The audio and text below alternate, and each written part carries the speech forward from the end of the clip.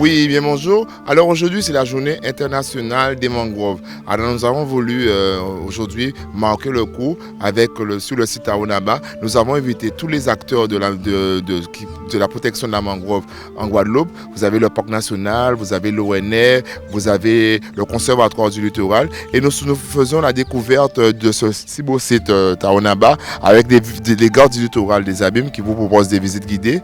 Nous avons pu accueillir également des exposants qui sont là pour vendre des produits issus de la mangrove également. Nous recevons également l'école de Bouillante. Ce sont des enfants de Bouillante qui avaient comme projet les zones humides et qui sont venus sur le site, qui ont profité de cette journée pour venir visiter le site et ce havre de paix qui est à Taonaba et sensibiliser aussi la jeunesse sur le fait de protéger la mangrove. Alors aujourd'hui, en effet, on fête cette journée internationale qui est fêtée un peu partout dans le monde, mais c'est la première fois qu'on le fête en Outre-mer français.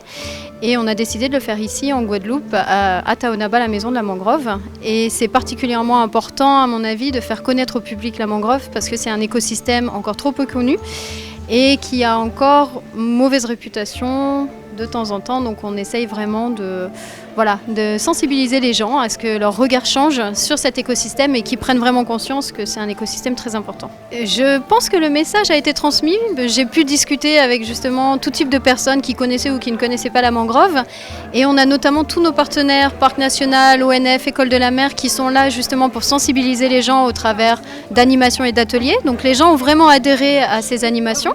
Et les gardes du littoral ont aussi proposé des visites guidées du site.